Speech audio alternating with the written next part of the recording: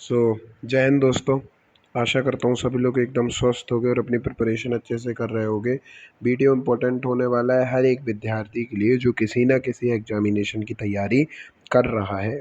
हर एक विद्यार्थी के लिए इम्पोर्टेंट होने वाला है, बट मोस्ट प्रोबेबली जो अभी वर्तमान सिनेरियो में क्वेश्चन पूछा गया है तो सीजीएल वालों के द्वारा पूछा गया है, तो उनके लिए स्पेशली जो है ये इम्पोर्टेंट होने वाला है। वीडियो इन्फॉर्मेटिव होगा। एक छोटा सा आपसे डिस्कशन करूंगा और वीडियो अगर आप पूरा देखेंगे तो आप निश्चित रूप से कुछ ना कुछ सीख करके जाएंगे, तो प्लीज़ इस चीज़ को समझिएगा। क्वेश्चन था कि इज रैंक आईक्यू एक्यूरेट, जो हमारा रैंक आईक्यू है क्या वो एक्यूरेट है, ये सवाल पूछा गया था। देखो बॉस, मैं एक छोटा सा डिस्कशन करूंगा, प्लीज़ वीडियो को पूरा देखना, आपको खुद इसका आंसर मिल जाएगा और आप खुद इस चीज़ को समझ जाओगे कि क्या रैंक आईक्यू एक्यूरेट है या नहीं है। ठीक है ना। देखो, सबसे पहली बात आपको एक चीज़ समझना होगा, रैंक आईक्यू क्या है। मैं आपसे पूछता हूँ रैंक आईक्यू है क्या चीज़, तो आप कहोगे एक प्रकार का सॉफ्टवेयर है। ठीक है ना। रैंक आईक्यू क्या है? एक प्रकार का सॉफ्टवेयर है। जब रैंक आईक्यू एक प्रकार का सॉफ्टवेयर है तो ये आपके लिए क्या काम करेगा? ये आपके लिए ये काम करेगा, आप इसको जो भी डाटा दोगे, आप इसको जो डाटा दोगे ये उसको प्रोसेस करेगा आपके लिए और उसके आधार पर आपको एक रिजल्ट निकाल करके दे देगा। ये बात आपको समझ में आया? ठीक है ना। तो रैंक आईक्यू क्या चीज़ है? रैंक आईक्यू एक प्रकार का सॉफ्टवेयर है जिसको आप जो डाटा दोगे उसको प्रोसेस करेगा और उसके आधार पर आपको एक रिजल्ट निकाल के दे देगा। मैं आपको एक एग्जाम्पल के लिए बताता हूँ। मान लीजिए मैंने 10 बच्चों का उसमें डाटा दिया। कोई परीक्षा थी 200 नंबर की और मैंने उसमें 10 बच्चों का डाटा दिया। ठीक है ना। ये सभी 10 बच्चे, कहीं कोई 190 नंबर ला रहा था, कहीं कोई 192 नंबर ला रहा था, कहीं कोई 195 195 नंबर ला रहा था। ऐसे ऐसे हाई रैंकर 10 बच्चे थे और मैंने केवल 10 बच्चों का डाटा दिया रैंक आईक्यू को। ठीक है ना। और ये सब बच्चे 190 प्लस स्कोर कर रहे थे। तो इस स्थिति में जब मैंने ओनली 10 बच्चों का डाटा दिया है रैंक आईक्यू में, सभी टॉपर बच्चे हैं 190 192 195 वाले, तो इस स्थिति में रैंक आईक्यू उस पर्टिकुलर एग्ज़ाम की कितनी कट ऑफ निकालेगा, मैं आपको बताता हूँ। ये जो है 195 आपको कट ऑफ बता देगा 200 में से। अब मैं आपसे एक चीज़ पूछता हूँ, क्या ये कट ऑफ जेन्युइन है? ये मैं क्वेश्चन आपसे पूछ रहा हूँ, क्या ये कट ऑफ जेन्युइन है? इसका आप मुझे आंसर बताइए।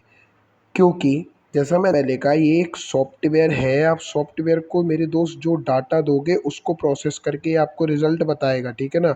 उसको प्रोसेस करके आपको रिज़ल्ट बताएगा। ठीक है। तो जो भी डाटा आता है उसके अनुसार ही आपको एक रिज़ल्ट देता है। अब क्योंकि रैंक आईक्यू पे अच्छा खासा डाटा आ जाता है, लाखों में डाटा पहुंच जाता है। ठीक है ना। लैक्स में पहुंच जाता है। तो ये जो रिज़ल्ट देता है ना रैंक आईक्यू, ये लगभग लगभग आप कह सकते हो एक्यूरेट ही रहता है। ठीक है ना। इस चीज़ को भी आप समझिए, ये एक्यूरेट ही रहता है इसका डाटा। लेकिन ये चीज़ 100% ज़रूरी नहीं है कि ये एक्यूरेट रहे ही। ठीक है ना। क्योंकि ये एक सॉफ्टवेयर है, इसके पास खुद का तो बुद्धि विवेक है नहीं जिसके आधार पर ये जो है डिसीजन ले पाए। मान लीजिए फॉर एन एग्जाम्पल, फिर से मैं आपको एक चीज़ बताता हूँ। आप 200, आप ऑलरेडी कहीं कहीं कोई जॉब कर रहे हैं। ठीक है ना। अच्छी खासी जॉब कर रहे हैं। मैं एक एग्जाम्पल के लिए ये चीज़ बता रहा हूँ। मान लीजिए आप इनकम टैक्स इंस्पेक्टर है। ठीक है ना। आप इनकम टैक्स इंस्पेक्टर है। ठीक है। ये चीज़ मैंने मान ली है। ठीक है। और आप सीजीएल का एग्ज़ाम में अपियर हुए हैं। राइट। आप सीजीएल के एग्ज़ाम में अपियर हुए हैं, 390 नंबर वाले पेपर में अपियर हुए हैं। अब आप ऑलरेडी मेरे दोस्त इनकम टैक्स इंस्पेक्टर हैं। ठीक है। ऑलरेडी इनकम टैक्स इंस्पेक्टर हैं आप, और आप सीजीएल में अपियर हुए 390 नंबर वाला जो आपका पेपर है उसमें। ठीक है ना। अब 390 में से आप नंबर ला रहे हो 350, मैं मान रहा हूँ ये चीज़, आप 350 नंबर ला रहे हो, आप ऑलरेडी इनकम टैक्स इंस्पेक्टर हो। तो जो भी डाटा आएगा आप उसके हिसाब से तो आप कट ऑफ पार कर जाओगे 350 नंबर लेके। लेकिन मैं आपसे एक चीज़ यहाँ पूछूंगा, आप कट ऑफ पार कर रहे हो, लेकिन जब आप पोस्ट प्रेफरेंस भरोगे ना मेरे भाई, तो आप ऑलरेडी इनकम टैक्स इंस्पेक्टर हो या कोई भी, मान लो टीए हो आप, ठीक है ना, टैक्स असिस्टेंट हो या कोई भी जॉब पर हो आप, और 390 में से 350 नंबर आप स्कोर कर रहे हो, तो अब जब आप पोस्ट प्रेफरेंस भरोगे, मैं इस चीज़ की गारंटी दे सकता हूँ, तो आप जब पोस्ट प्रेफरेंस भरोगे उस समय आप पोस्टल असिस्टेंट और सॉर्टिंग असिस्टेंट की जो पोस्ट है उसके लिए अपनी प्रेफरेंस नहीं दोगे। नहीं दोगे ना, ये चीज़ मैं आपको बताता हूँ, नहीं दोगे आप। तो ऑल्दो आप 350 नंबर ला रहे थे, आप 350 नंबर ला रहे थे और कोई ना कोई आप एक सीट ज़रूर लेकर के जा रहे थे, लेकिन वो सीट कौन सी होने वाली है?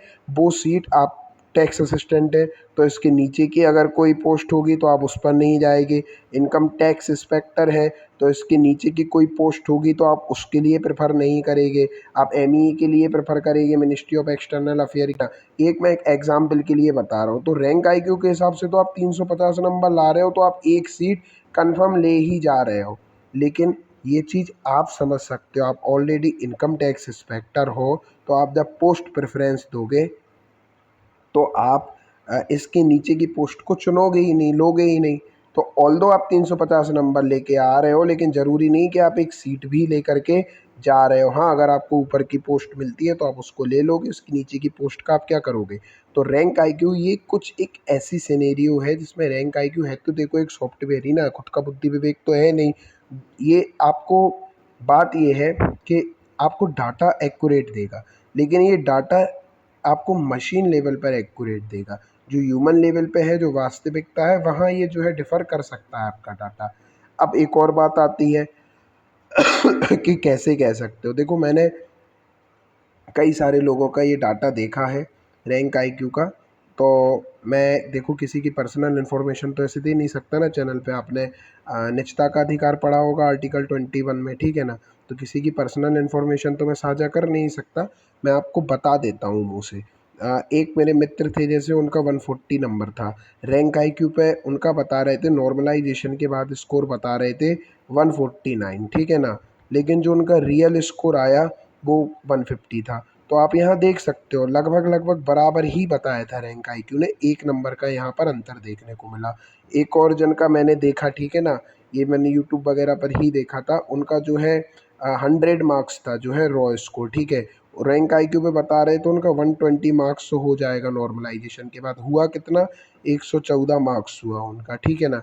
यहाँ आप देख सकते हो 6 नंबर का अंतर आ गया, जो ज़्यादा है, जो ज़्यादा है। एक और जन थे उनका 144 था रॉ, ठीक है, उनका दिखा रहे थे करीब 152 दिखा रहे थे, और 152 के लगभग ही जो है आया, 152 पॉइंट कुछ आया था रियल में उनका। तो यहाँ ज़्यादा डिफरेंस नहीं आपको देखने को मिलेगा। कहने का मतलब ये है कि रैंक आईक्यू एक्यूरेट होता है, ऑब्वियसली एक्यूरेट होता है लेकिन ज़रूरी नहीं कि हर सिचुएशन में ये एक्यूरेट हो, क्योंकि इसके पास जो डाटा आ रहा है, जितना डाटा आ रहा है, मान लीजिए आपकी शिफ्ट का डाटा बहुत ज़्यादा आ गया रैंक आईक्यू के पास, ठीक है ना। मान लीजिए 5 शिफ्ट में पेपर हुआ, ठीक है ना, 5 शिफ्टों में पेपर हुआ। पहली जो शिफ्ट थी उसका 100 बच्चों का डाटा आया, दूसरी जो शिफ्ट थी उसका 1000 बच्चों का डाटा आ गया है, तीसरी जो शिफ्ट थी उसका 5 बच्चों का डाटा आया, चौथी जो शिफ्ट थी उसका 10 बच्चों का डाटा आया, पाँचवीं जो शिफ्ट थी उसका 20 बच्चों का डाटा आया। कितना डिफ़र कर गया ये डाटा? बहुत ज़्यादा डिफ़र कर गया ना। तो इनका जो रिज़ल्ट आएगा, एक्चुअल रिज़ल्ट आएगा, वो भी तो बहुत ज़्यादा डिफ़र करते हुए मिलेगा ना। हाँ, अगर सब में बराबर बच्चे होते, इसमें भी 100 होते, इसमें भी 100 होते, इसमें भी 100 होते, इसमें भी 100 होते, इसमें भी 100 होते, तो उसका अनुमान लगा के सही रिज़ल्ट दिया जा सकता था। लेकिन यहाँ बहुत ज़्यादा अंतर हो गया इन बच्चों में, 100, 1000, 5, 10, 20। तो ऐसे में जो डाटा आएगा वो निश्चित रूप से जो है गलत डाटा आने का पूरी संभावना है यहाँ पर। अगर सभी बच्चे जो है बराबर संख्या में होते, 100, 95, 90, 105 ऐसे होते, तो डाटा जो है सही आता है, एक्यूरेट डाटा आ जाता। लेकिन क्योंकि यहाँ अलग अलग संख्या में थे तो जो है डाटा एक्यूरेट नहीं आया। इन दी एंड अगर एक नटशेल में, एक समरी में ये बात कहा जाए कि रैंक आईक्यू एक्यूरेट है या नहीं है, तो बहुत सॉफ्टवेयर तो बहुत परफेक्ट है, बिल्कुल एक्यूरेट आपको ये डाटा देता है, 100% आपको एक्यूरेट डाटा देता है। लेकिन कब देता है? कब देता है?